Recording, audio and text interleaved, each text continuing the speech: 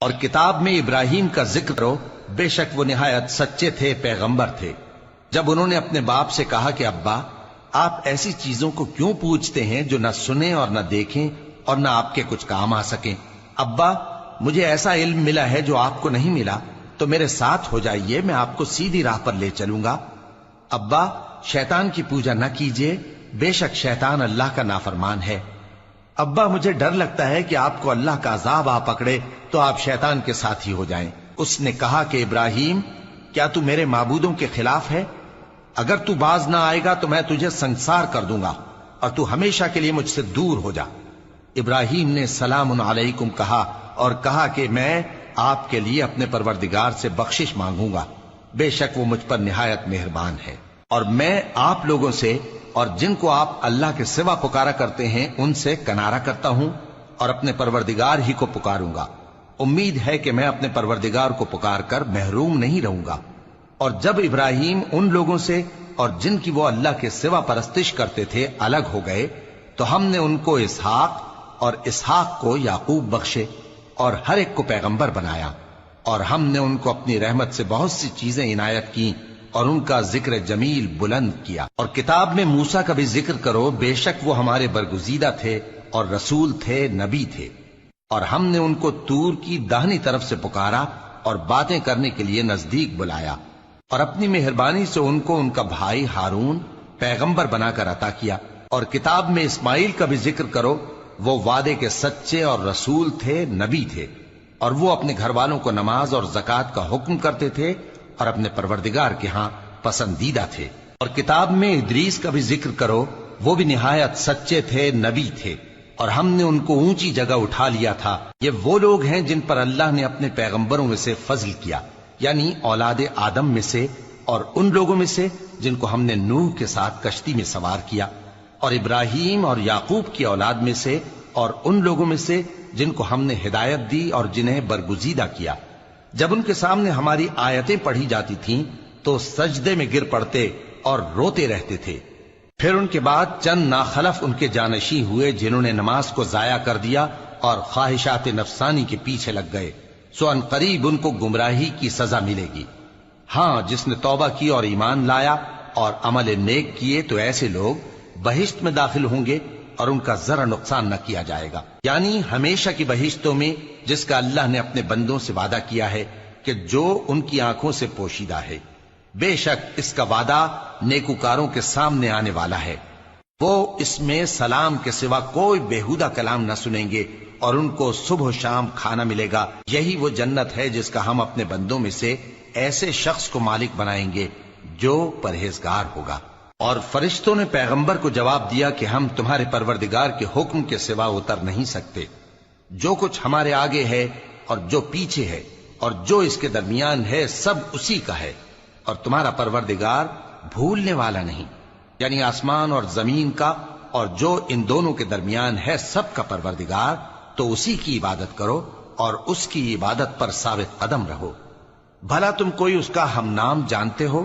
اور کافر انسان کہتا ہے کہ جب میں مر جاؤں گا تو کیا زندہ کر کے نکالا جاؤں گا؟ کیا ایسا انسان یاد نہیں کرتا کہ ہم نے اس کو پہلے بھی تو پیدا کیا تھا جبکہ وہ کچھ بھی چیز نہ تھا؟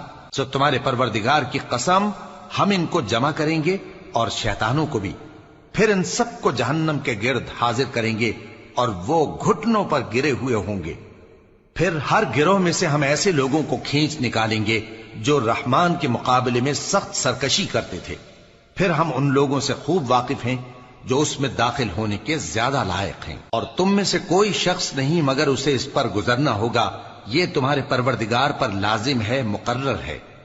پھر ہم پرہیزگاروں کو نجات دیں گے اور ظالموں کو اس میں گھٹنوں کے بل پڑا ہوا چھوڑ دیں گے۔ اور جب ان لوگوں کے سامنے ہماری آیتیں پڑھی جاتی ہیں تو جو کافر ہیں وہ مومنوں سے کہتے ہیں کہ دونوں فریق میں سے مکان کس کے اچھے اور مجلسیں کس کی بہتر ہیں، اور ہم نے ان سے پہلے بہت سی امتیں ہلاک کر دیں، وہ لوگ ان سے ٹھاٹ باٹ اور نمود و نمائش میں کہیں اچھے تھے۔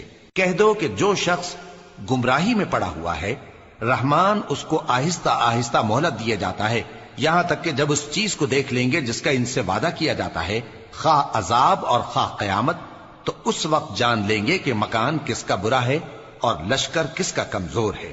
اور جو لوگ ہدایت یاب ہیں اللہ ان کو زیادہ ہدایت دیتا ہے، اور نیکیاں جو باقی رہنے والی ہیں وہ تمہارے پروردگار کے ہاں صلے کے لحاظ سے خوب اور انجام کے اعتبار سے بہتر ہیں۔ بھلا تم نے اس شخص کو دیکھا جس نے ہماری آیتوں سے کفر کیا اور کہنے لگا کہ اگر میں اثر نو زندہ ہوا بھی تو یہی مال اور اولاد مجھے وہاں ملے گا؟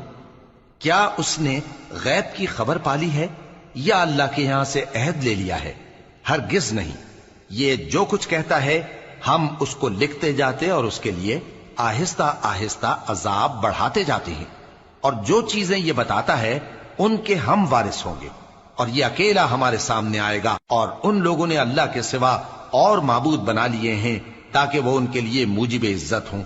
ہرگز نہیں، وہ معبود ان کی پرستش سے انکار کریں گے اور ان کے دشمن و مخالف ہوں گے۔ کیا تم نے نہیں دیکھا کہ ہم نے شیطانوں کو کافروں پر چھوڑ رکھا ہے کہ وہ ان کو خوب اکساتے رہتے ہیں؟ تو تم ان پر عذاب کے لیے جلدی نہ کرو کہ ہم تو ان کے لیے دن شمار کر رہے ہیں۔ جس روز ہم پرہیزگاروں کو رحمان کے سامنے بطور مہمان جمع کریں گے اور گناہگاروں کو دوزخ کی طرف پیاسے ہانک لے جائیں گے، تو لوگ کسی کی سفارش کا اختیار نہ رکھیں گے مگر جس نے رحمان سے اقرار لے لیا ہو۔ اور کہتے ہیں کہ رحمان بیٹا رکھتا ہے۔ ایسا کہنے والوں، یہ تو تم بری بات زبان پر لاتے ہو۔ قریب ہے کہ اس جھوٹ سے آسمان پھٹ پڑے اور زمین شق ہو جائے اور پہاڑ پارا پارا ہو کر گر پڑیں کہ انہوں نے رحمان کے لیے بیٹا تجویز کیا، اور رحمان کو شایع نہیں کہ کسی کو بیٹا بنائے۔ ہر شخص جو آسمانوں اور زمین میں ہے رحمان کے روبرو بطور بندہ ہی آئے گا۔ اس نے ان سب کو اپنے علم سے گھیر رکھا اور ایک ایک کو شمار کر رکھا ہے، اور یہ سب قیامت کے دن اس کے سامنے اکیلے اکیلے حاضر ہوں گے۔ اور جو لوگ ایمان لائے اور عمل نیک کیے، رحمان ان کی محبت مخلوقات کے دل میں پیدا کر دے گا۔ اے پیغمبر صلی اللہ علیہ وآلہ وسلم، ہم نے یہ قرآن تمہاری زبان میں آسان بنا کر نازل کیا ہے تاکہ تم اس سے پرہیزگاروں کو خوشخبری پہنچا دو اور جھگڑالوؤں کو ڈر سنا دو۔ اور ہم نے ان سے پہلے بہت سے گروہوں کو ہلاک کر دیا ہے۔ بھلا تم ان میں سے کسی کو دیکھتے ہو یا کہیں ان کی بھنک سنتے ہو؟